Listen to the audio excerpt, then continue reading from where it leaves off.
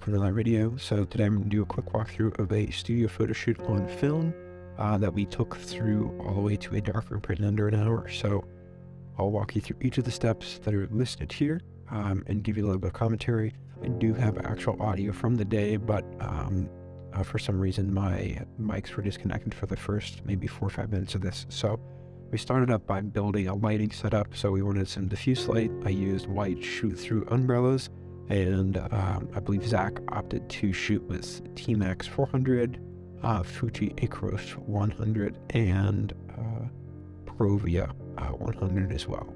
So 2-stop difference between 4 and 100 speed, but generally pretty much shooting at the same ISO. I'm using a Minolta light meter here that has 2 flash synchronization settings, one for 1/60th of a second and one for 1/250th of a second. Since he is shooting on a TLR that has a leaf shredder, it doesn't really matter which one you choose, and we're not really in an environment where the ambient light really affects that.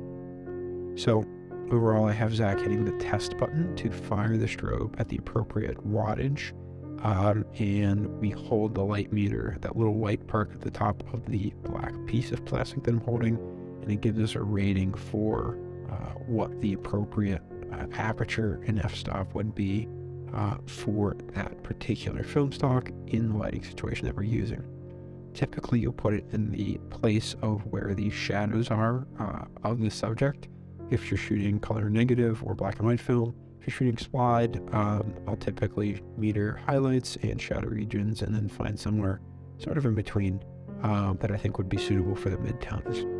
So after setting those things up, choosing film stock, metering the scene, getting things together, the next step here is to pose and direct the model, where being that I have a modeling background, this was a fairly simple thing for me to pick up, but I realized it's an area for growth for many people, where giving specific direction in the studio when you're working with a limited number of shots on film is a challenge, and it's also an exciting way to learn and apply a lot of your portrait photography skills in a new way.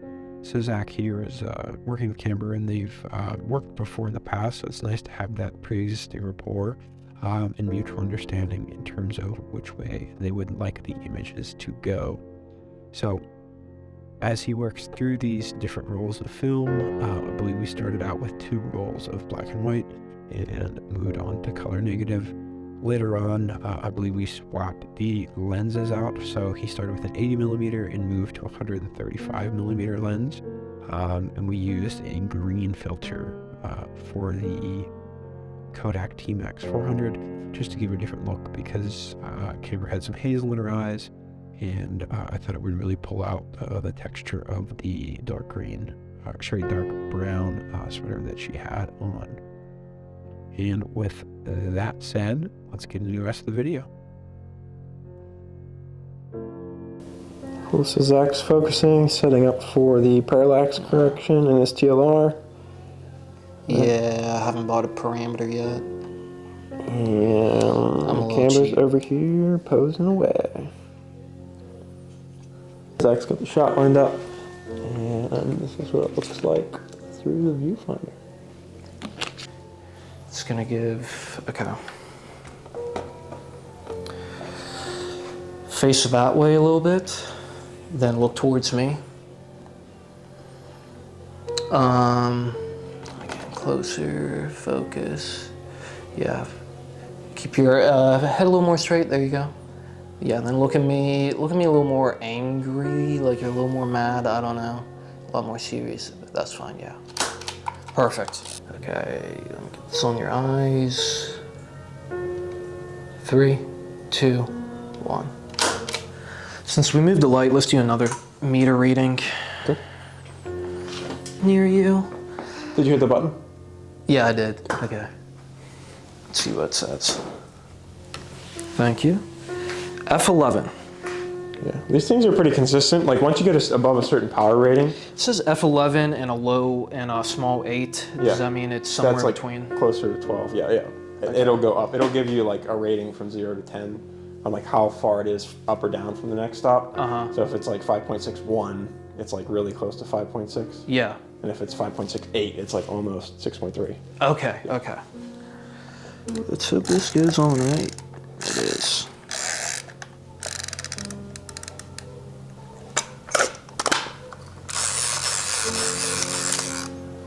Right there. All right, so we've switched films here to T-Max 400 from Fuji Acros 100. Adjusted this. We're shooting at a stop overexposed. Okay, 3. Hold on. Good thing I did stop overexposed because I forgot to compensate for the extension factor in here. Okay. So that was actually at box speed, the last shot. This one will be at a 1 stop over. Okay, get the We're swapping out filters right now.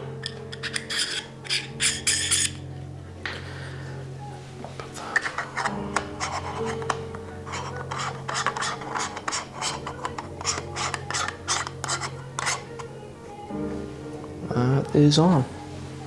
Okay.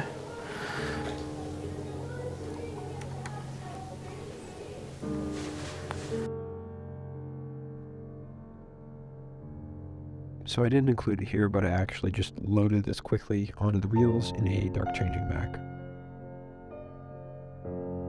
Okay. Just after 7 minutes, 30 seconds, gotta pour out the T-Max. So 7-minute T-Max, and then what's the other one? Acros. So 10:30. 10:30 for Acros, 7:30 for T-Max. Okay. Gonna eyeball this. Keep going.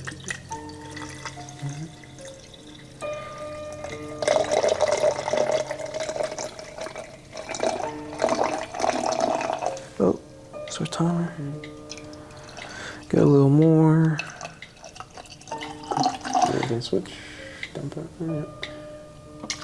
I would dump almost the whole thing, and then kind of feel them to see if there's a discrepancy before you pour the last bit.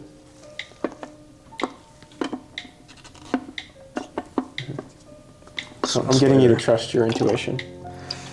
I don't trust my intuition, man. I don't. Isn't an exact science. It's an art. It is an art. Something people don't realize, particularly synthetic chemistry. Okay, now we gotta shake these.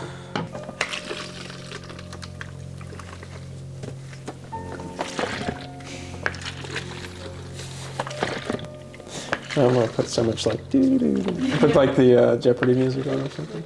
Yeah, I always feel when I'm in an awkward situation, unintentionally I always start going like, I start making like purring noises or something like that. Alright, so we have Zach developing. One tank is Fuji Acros 100, and the other tank is Kodak T-Max 400, both in D76 1:1 that we diluted down and mixed fresh today.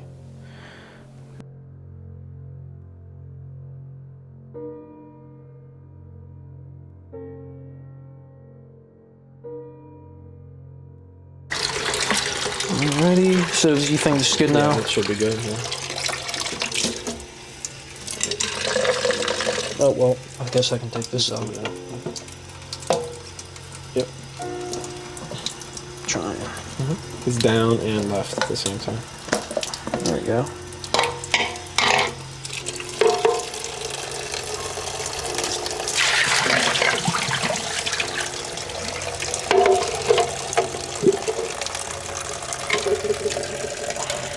Ruh-roh. Check it out. That doesn't look good. Uneven development? Uneven development. Uneven fixing. That's good. We can fix that. So roll it back in. And just dump the fixer back in. What it probably did is the way you agitated it is it I slid didn't up add the, enough. No, it slid up the tank and Oh. then the fluid was at the bottom. Oh, okay. Yeah. This one. Try and get this back in. That should be fine. This one looks good. Okay, I'll put that back on and get back to fixing this.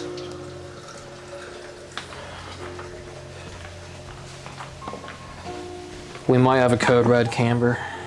Is this the fixer? Yeah. Let me see. It says rapid fix in the corner. Yeah, that's rapid. Okay. So the pole, speaking of stripper poles, the pole that the thing is connected to, the reel slid up the pole while he was developing it. And so the developer, or the fixer, cleared out unevenly. And so we're refixing it, and that should solve the issue. Okay. I'm gonna pour the entire thing This in is there. one of the few development mistakes you can actually save. The rest of them, just chuck it in the bin. Yeah, just the one. Will it have a little bit of a light haze to it? Yeah, it'll white. It'll white completely. Okay, cool. Just make sure you shake it up. I would tap it too, like turn it and then lightly tap it on the table. And end. There you go. Stuff that in there. Cool. And then square it up so it's straight, hanging down. Okay. You see what I mean? Like Yeah. that. Yeah. Cool. And then, You got a squeegee? yes, I do. Let me adjust this so it doesn't go anywhere. Video. Okay, go ahead. Very nice. We're squeegeeing this to get all of the excess fluid off so it'll dry faster.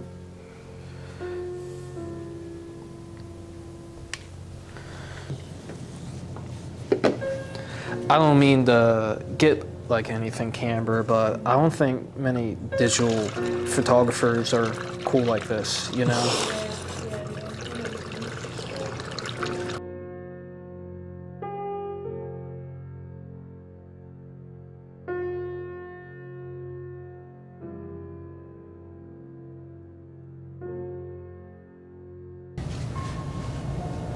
You see camber? You can see the photo.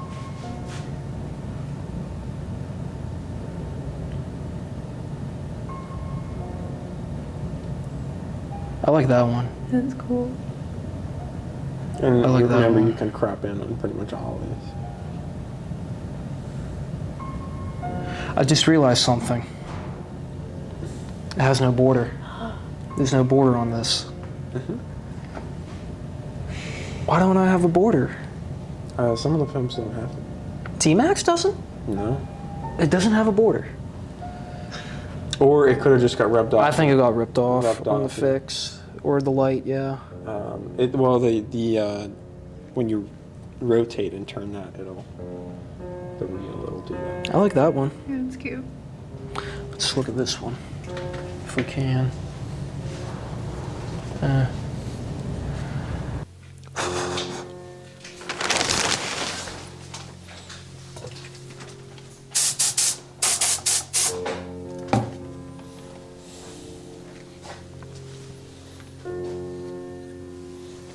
Okay, come on.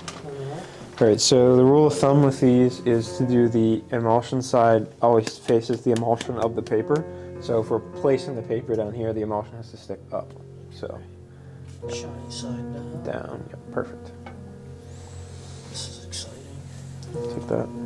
Make sure those are all In order. the order you'd like them to be in. It doesn't really matter because you can kind of make those choices later.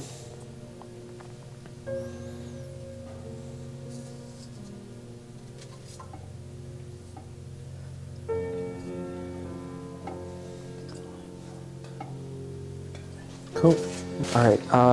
So I'll coach you through this, so you can kind of get the whole thing together. Basically, once we're in here, you're gonna hang tight. I am going to. Actually, you can use this because I've dealt with these chemicals before. That'll make life easier. And then we have our fixer. Cool. So fixers here. We likely won't need the whole thing, so I usually pour out about 500 mils if I'm printing 8 by 10. Good, cool. It's mainly the fixer that stinks. All right, now, believe it or not, with multi-grade developer, it's really super easy to. You just kind of eyeball it. It's like 1 to 5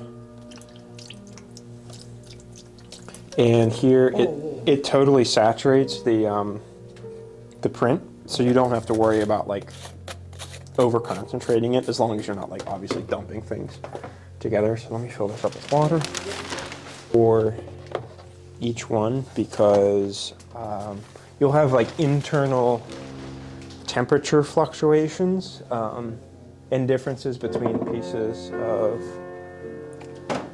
the film. Here we go. So first step in doing this, we have the glass down, we have emulsion side up. Next thing we'll do is put paper down. So if you're short on paper or tight on budget, you can also, we're using Ilford multi-grade 8x10, pretty cool stuff. Got it from the thrift shop. Basically you have to use the same paper, like on your testing things, same paper for each look. So you take this, we'll make some test strips. So test strip wise, you can literally just rip. If you had the easel, you could do it evenly, but it literally works the same way no matter what. All right, so this, if you see this, the shiny side, this shiny side is the emulsion side, the flat, you'll feel it, versus the waxy one. So the shiny side will go facing the dry side of the film, yeah. Yep, perfect. Cool.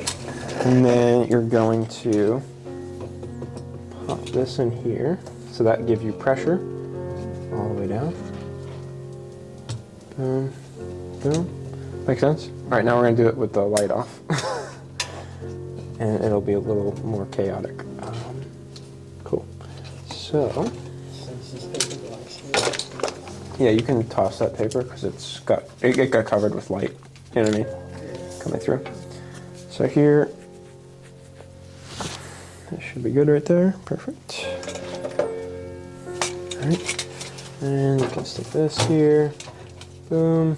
And basically, we're looking for our blacks to be black and our whites to be not blown out. And if it is underexposed, it's going to be white, and if it's overexposed, it'll be dark. So, flip this over, and that's pressed in together. So what you can do is, when you turn this on, basically you'll have this, and you can take it like a section apart. So move it over a little bit, 1 sec, count to 1, 2, 1, 2, and I would do it to go for like basically 4 sections, so 2 seconds, 2 seconds, 2 seconds, all the way up to 8. And you control the light with this to turn it on and turn it off. So, expose this first part for 2 seconds. Turn it off. Yep, move it down. 2 seconds. Yep, you can flip it over too if it'll be flatter. Yep. Cool. And it's a click. Yep. Yep. Ready? That's one. Yeah. Cool. 1, 2. Next one. You can do this smooth. Just keep it moving. Yep. Cool. 1, 2. 1, 2. 1, 2. 1, 2. You good? Yep. Cool. Then you'll flip that one over. And then those will all kind of swing out. Cool. Cool. Pop that off. I'll take that. And that strip will go in the developer right here. So stick it in there, and then to agitate it, you can kind of rock it back and forth. If you need something too, you can use this if you need to wipe fingers off. There you go. So we're doing good. And it's literally that fast. And you can agitate it. I just use my fingers here because I have gloves. I do have tongs too, but they're this is a little easier to pop. Yeah. So I would wait probably 5 or 10 more seconds here. The prescribed time is typically 60 seconds. You can really it's usually done in 25 or 30, so I usually go 45-ish and then go. When your developer starts to go, like, the blacks won't be super black, they'll be gray. So that looks pretty good. So you can take that. I would drip off like the excess, perfect, and then pop it in the stop. And that again is like 5 seconds, just like the regular film. Yep. And then same thing here. You're going to pop that one into the fixer. Yep. Cool. And fix is another 30, like 25, 30 seconds. But here, again, it's just test strips. You don't really have to worry about fixing it too crazily. So like maybe 10 seconds there and let it rock and roll. Cool. And then things here are always going to look darker than they are because your eyes are like adjusting. So like it should look like inky black for like blacks. So you can take that, pop it in the wash here. Cool. And that's it. Cool. Wow, that was really easy. This is literally like idiot proof, you know what I mean? As long as you get the chemicals right. So let me hide these. So to judge this exposure, if you wanted to look at it under light, you could hold, I would leave this so you don't spill anything. But do you see, so the darker side is going to be the back end of that. I would say that's a little dark at 8 seconds. And then down here on the right, where her face is washed out, that's a little too bright. So I would say you're in the 5 to 6 second range. Yep. Okay. And that film honestly looks pretty good. So let's do one whole test sheet at 5 seconds. So we'll count together. 1, 2, 3, 4, 5. Perfect. Cool. Then flip it over.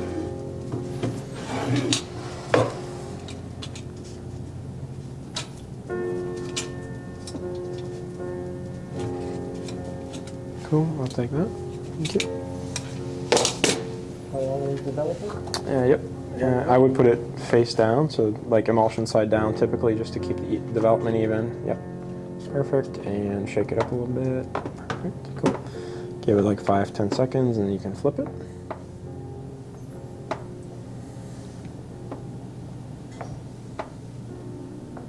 And you can flip.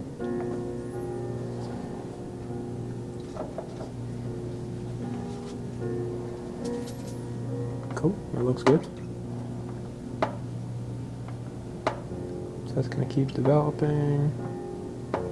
Cool. Now here, you could technically use like an easel and like frame it up exactly if you're trying to get your margins. Here, we know that like generally this is going to look, that's going to be the look. Yeah. So that's about it. So here you can turn this light off. And the other thing to watch, your hands are dry now, but like when you're swapping prints and stuff, to make sure your hands aren't wet when you touch the paper first. All right, that looks pretty good. So now it's the same thing, count to 5.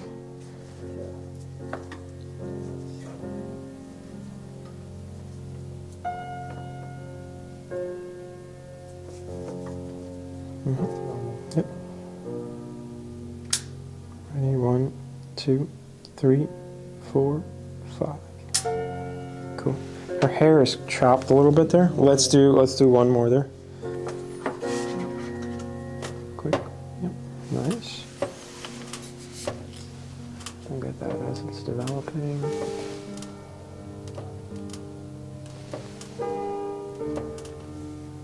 That looks beautiful. It does.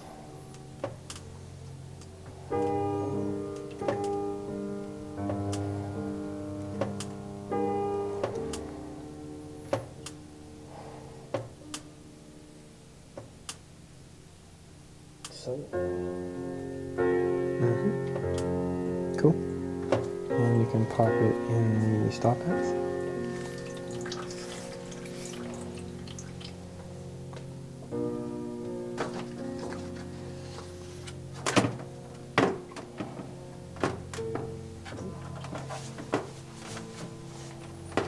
Cool.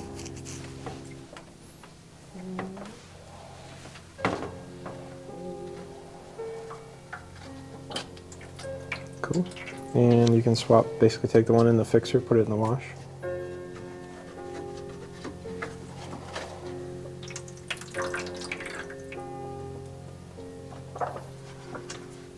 Cool. Leave it. And just agitate. The wash one you can leave, just gonna agitate the fixer. All right, Camber, do you have, are there extra gloves over there? Yeah, so throw a pair of gloves on whenever you have a second. And I'll have her print her last one. Yeah.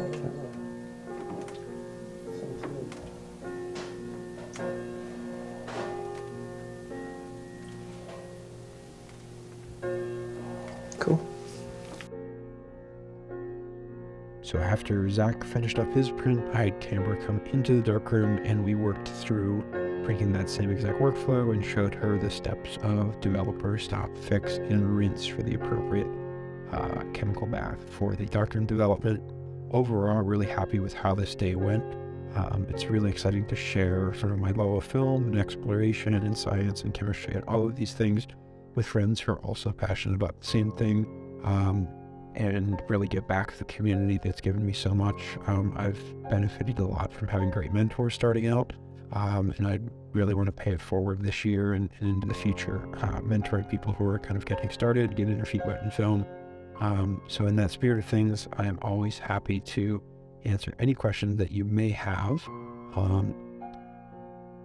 whether it's film related, digital photography related, or maybe just artistic or creative direction in general.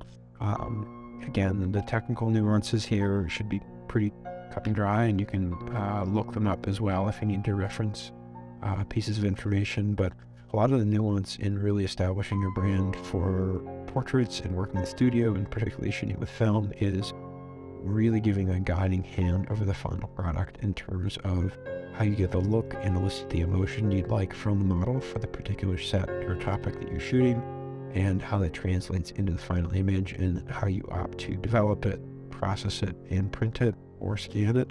And each decision you make along the way will have an impact on the final look of the shoot. If you have any questions with respect to this particular video, feel free to drop it in the comments below. If you have a darkroom experience or story you'd like to share, happy to hear that as well. I'll be working on more workshops in the future, so if you have an idea for one you'd like to see, maybe something darkroom related with color negative film, definitely let me know in the comments. And outside of that, I hope you have a great day. Thanks.